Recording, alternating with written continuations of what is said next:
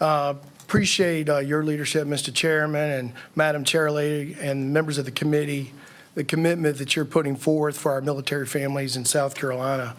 I'm Chris Neely. I'm the superintendent of the South Carolina Public Charter School District. We currently have over 21,000 students across the state of South Carolina and 44 public charter schools. And we're proud to have Palmetto Scholars Academy, which is the state's only charter school located on one of our military installations down in North Charleston at Joint Base Charleston. And Mr. Chairman, I want to thank you and the committee for hopefully agreeing to make that one change, because let me tell you why that's important. That school is in agreement to coexist on Charleston Air Force Base through an agreement through DOD. And being able to provide a priority seat for 50% of those students who are military families is very important. It's also a very important part of that agreement with DOD. So we would hate to lose that if the school board ever decided to make a change. Melissa, your story is extremely compelling, and there's thousands more like that. In fact, maybe the bill should be called the Clamp It Bill, because her family represents all that is good about our state and military families and all those that are moving here. I want to also say that you heard Dr. Ivy from Liberty STEAM talk.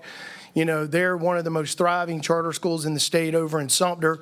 They're serving our military families at Shaw Air Force Base.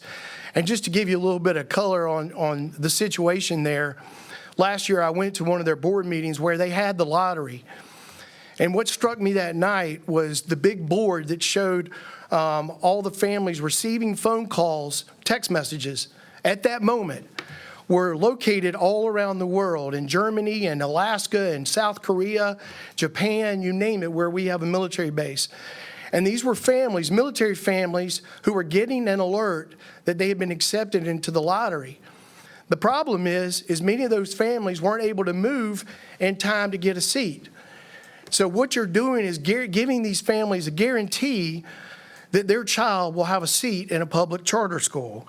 And as the data shows, children that are military children move 6 to 9 times in their educational life. In closing, I'll just tell a personal story.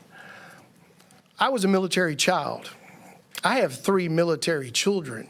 I'm a lieutenant colonel in the United States Army Reserve, and I'm a veteran in the South Carolina Army National Guard. Military children need stability. They need an environment where they know they belong. They need hope, they need support, and they need a seat in a public school. Our traditional districts do a good job, and they're able to welcome these children in, but our charter schools need a vehicle. They need a mechanism in the law that will allow these families to move at any time during the year and know that their child is going to have a seat in a public school.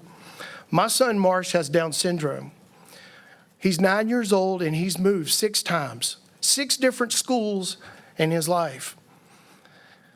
If it weren't for charter schools and school choice in this state, Marsh wouldn't have the opportunity to thrive and learn the way he needs to. But there's a lot of Marshes in South Carolina, because 1 in 5 military families have a child with a disability. This is a step in the right direction. I think it sends a positive signal across the nation that South Carolina is not just open for business, but we're open for public education for all military families, and we want them to move here. I proudly ask you to support 3862 and let us open the doors for all children, our military children. Thank you. Thank you, Chris. I appreciate your service. You do make me feel like I want to stand up to the John Philip Sousa music, but thank you.